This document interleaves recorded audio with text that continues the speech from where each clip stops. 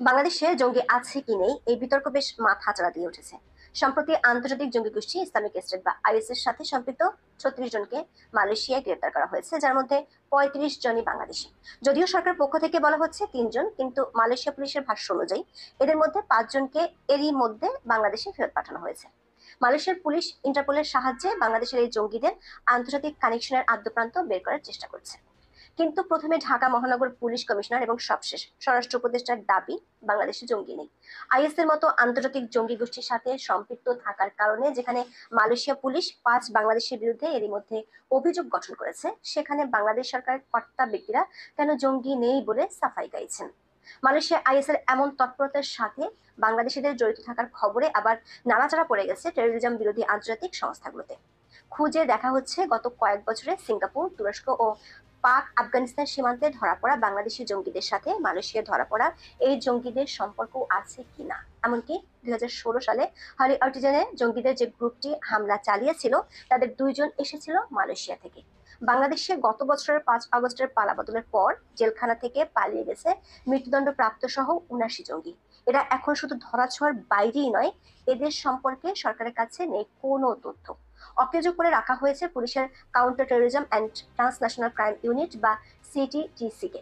অথচ মালয়েশিয়ার পুলিশ প্রধান খুব জোর দিয়ে বলেছেন ধরা পড়া বাংলাদেশিরা আইএস এর হয়ে বাংলাদেশ ও সিরিয়াতে জঙ্গি তৎপরতার জন্য অর্থ পাঠাতো। এমন পরিস্থিতিতে বাংলাদেশে আইএস এর যে তৎপরতা দেখা দিয়েছে, সেটি কি শুধু অস্বীকারের মাধ্যমে সামাল দিবে অন্তর্বর্তী সরকার, নাকি জঙ্গি তৎপরতাকে ছিনতাইকারী বা প্রেসার গ্রুপ বলে চালিয়ে দিবে? মালয়েশিয়ার পুলিশ সম্প্রতি একটি বড় ধরনের অভিযান চালায়। সে অভিযানে মোট 36 জনকে গ্রেপ্তার করে, যার মধ্যে 35 জন বাংলাদেশি, বাকি 1 জন ইন্দোনেশিয়ান। যদিও প্রথমে বলা হয়েছিল সবাই বাংলাদেশি। মালয়েশিয়ান পুলিশ ও দেশটির গণমাধ্যমে প্রকাশিত খবর থেকে জানা গেছে, তারা মালয়েশিয়াকে ইসলামিক স্টেট বা আইএস এর জন্য অর্থ তহবিল সংগ্রহ এবং সদস্য নিয়োগের একটি ঘাঁটি হিসেবে ব্যবহার করেছিল। তাদের সংগ্রহ করা অর্থ যেত দুটি দেশে, দেশ দুটি হলো সিরিয়া এবং Bangladesh. Malaysian inspector general of police তান শ্রী মোহাম্মদ খালিদ ইসমাইল জানিয়েছেন, এই গ্রুপটির নাম গ্যারাকান মিলিটান্ট রেডিক্যাল বাংলাদেশ বা জিএমআরবি। এই গ্রুপটিকে বাংলাদেশি রেডিক্যাল মিলিটান্ট গ্রুপও বলা হয়। দর্শক, খেয়াল করে দেখুন, সংগঠনটির নামের সাথে বাংলাদেশ যুক্ত। আইজিপি খালিদ ইসমাইল জানিয়েছে, এই দলটি সিরিয়া ও বাংলাদেশে আইএস এর সেলগুলোর জন্য অর্থ পাঠাতো। এর অর্থ হলো, মালয়েশিয়ান পুলিশ তদন্তে খুঁজে পেয়েছে আইএস এর একটি সেল বাংলাদেশে আছে। বাংলাদেশে এই গ্রুপটি সদস্যদের কাছ থেকে বার্ষিক 500 মালয়েশিয়ান রিঙ্গিত সদস্যপদ ফি নিত। সংগৃহীত তহবিল ই ওয়ালেট অ্যাপ্লিকেশন এবং আন্তর্জাতিক মানি ট্রান্সফার সার্ভিস ব্যবহার করে বিদেশে পাঠানো হতো। কিন্তু মালয়েশিয়ান পুলিশ যেখানে বাংলাদেশিদের সাথে আন্তর্জাতিক জঙ্গি গোষ্ঠী, তাও আবার আইএস এর মতো সংগঠনের সাথে সম্পৃক্ততা খুঁজে পেয়েছে, সেখানে বাংলাদেশের অন্তর্বর্তী সরকারের কর্তা ব্যক্তিরা দেশটিতে জঙ্গি কিংবা জঙ্গিদের তৎপরতা আছে তা মানতেই নারাজ। মালয়েশিয়ার কঠোর পদক্ষেপের বিপরীতে আমরা বাংলাদেশে একেবারেই ভিন্ন চিত্র দেখতে পাচ্ছি। ঢাকার পুলিশ কমিশনার শেখ মোহাম্মদ সাজ্জাদ আলী গত 1 জুলাই এক সংবাদ সম্মেলনে চাঞ্চল্যকর মন্তব্য করেছেন। তার ভাষায়, বাংলাদেশে কোনো জঙ্গি নাই, বাংলাদেশে আছে ছিনতাইকারী। তিনি আরো বলেছেন, আওয়ামী লীগের সময় জঙ্গি নাটক সাজিয়ে ছেলেপেলেদের মারছে, কিসের জঙ্গি? ডিএমপি কমিশনার একথা অবশ্য মানতে নারাজ পুলিশের আইজিপি বাহারুল আলম। তিনি একই দিনে ডয়চে ভেলেকে বলেছেন, জঙ্গি নেই এ কথা বলা যাবে না। এরই মধ্যে মালয়েশিয়ান সরকার 5 জনকে বাংলাদেশে পাঠিয়ে দিয়েছে, যদিও সরকার পক্ষ থেকে 3 জনের কথা বলা হচ্ছে। মালয়েশিয়ান পুলিশের তথ্য মতে 19 জুন প্রথম পাঠানো হয় 1 জনকে, এরপর 26শে জুন এবং 3রা জুলাই আরো 4 জনকে পাঠানো হয়। বাংলাদেশের পররাষ্ট্র উপদেষ্টা তৌহিদ হোসেন বলেছেন, মালয়েশিয়া যে জঙ্গিবাদের অভিযোগ করেছে সেটি তদন্তে বাংলাদেশ সাহায্য করবে। কিন্তু এর 2 দিন পর স্বরাষ্ট্র উপদেষ্টা জাহাঙ্গীর আলম চৌধুরী ডিএমপি কমিশনের সুরেই কথা বললেন। তিনি বাংলাদেশের জঙ্গিদের কোনো অস্তিত্ব দেখছেন না। তিনি দাবি করেছেন, বাংলাদেশে যাদেরকে পাঠানো হয়েছে তারা জঙ্গি তৎপরতার সাথে জড়িত নয়, তাদের ভিসার মেয়াদ শেষ হয়ে যাওয়ায় তাদেরকে ফেরত পাঠিয়েছেন। কিন্তু মালয়েশিয়ান পুলিশ প্রধান স্পষ্ট করে বলেছেন, যাদেরকে ফেরত পাঠানো হচ্ছে তাদের বিরুদ্ধে গুরুতর অভিযোগ নেই, কিন্তু তারা বাংলাদেশি রেডিক্যাল মিলিটেন্ট গ্রুপের সাথে জড়িত। যাদের সম্পর্কে গুরুতর অভিযোগ, তাদের বিরুদ্ধে ইতিমধ্যে মালয়েশিয়াতে মামলা হয়েছে। গ্রেপ্তার হওয়া 35 বাংলাদেশিদের মধ্যে 16 জনের সম্পর্কে এখনো তদন্ত চলছে, বাকি 9 জনের ভিসা না থাকায় তাদেরকেও ফেরত পাঠানো হবে। দর্শক, গুরুত্বপূর্ণ তথ্য হলো, মালয়েশিয়ান অভিযানে ধরা পড়া সবাই প্রায় বাংলাদেশি এবং এরা আইএস এর সেলের জন্য অর্থ সংগ্রহ করছিল। সে অর্থ পাঠাতো বাংলাদেশ ও সিরিয়াতে।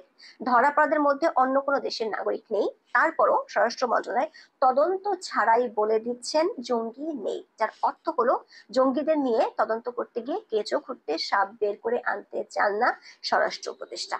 আন্তর্জাতিক জঙ্গি গোষ্ঠী আইএস এর সম্পৃক্ততার কথা শুনে কি সরকার বিষয়টি ধামা চাপা দিতে চাইছে, নাকি জেল পলাতক ৭৯ জঙ্গিকে আবার ধরতে হবে এই ভয়ে সরকার বিষয়টি অস্বীকার করছে? দর্শক, বাংলাদেশে ২০১৬ সালের ১লা জুলাই হলি আর্টিজান হামলায় ৬ জঙ্গি মারা যায়।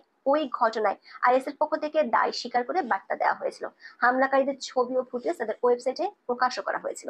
ওই ৬ জঙ্গির মধ্যে ২ জঙ্গি এসেছিল মালয়েশিয়া থেকে, যাদের মধ্যে একজন ছিলেন নির্বাস ইসলাম। এই নির্বাস ইসলাম ঢাকার টার্কিশ হোপ স্কুল এবং নর্সাদ বিশ্ববিদ্যালয়ে পড়াশোনা শেষে মালয়েশিয়ার মোনাশ বিশ্ববিদ্যালয়ে পড়ালেখা করেছিলেন। গুলশান হামলার ১ সপ্তাহ আগে তখন সে মালয়েশিয়া থেকে বাংলাদেশে এসেছিল। দর্শকের আগেও অনেকবার বাংলাদেশিদের বাইরের দেশ থেকে জঙ্গি তৎপরতার প্রমাণ আছে। হোলি আর্টিজানে হামলার বছরে সিঙ্গাপুরে ২৭ বাংলাদেশি গ্রেপ্তার হয়েছিল, যারা আইএস এবং আল কায়েদার সাথে জড়িত ছিল।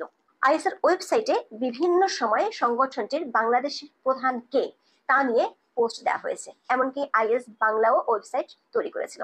তারপর থেকে ইসলামিক স্টেটের শাখা যে বাংলাদেশে কাজ করছে সেটি পরিষ্কার হয়ে গিয়েছিল। সংগঠনটির সাময়িকী দাবিকে সোলজার্স অব বেঙ্গল নামে বাংলাদেশি জঙ্গিদের ছবিও ছাপা হয়েছিল।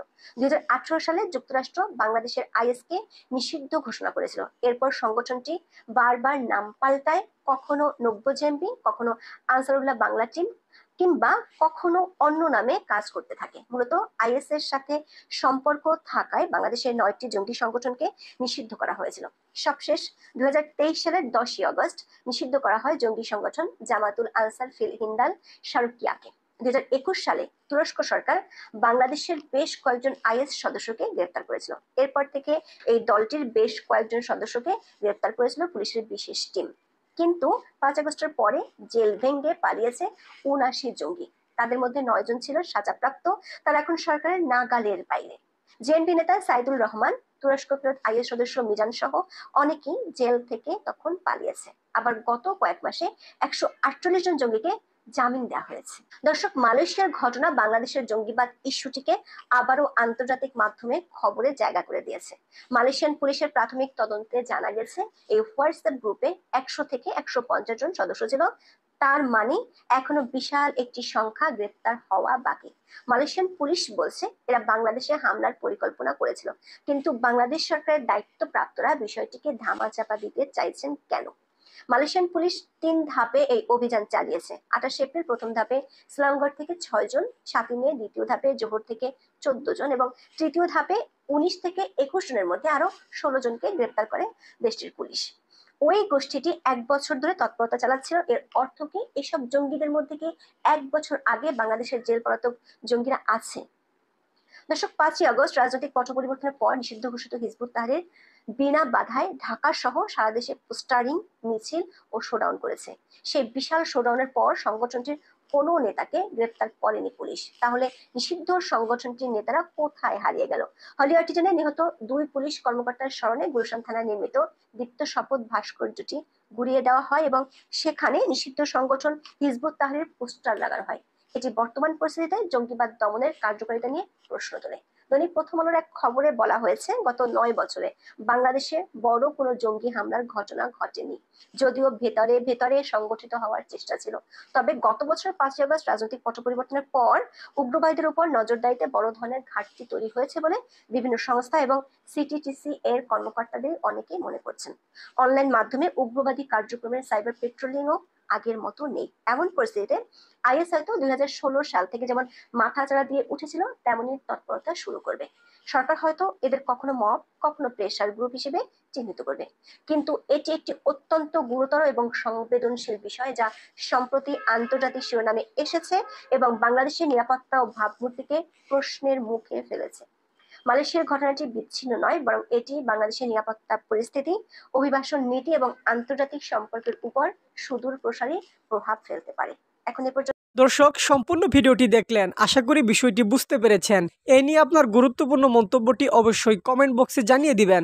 ধন্যবাদ।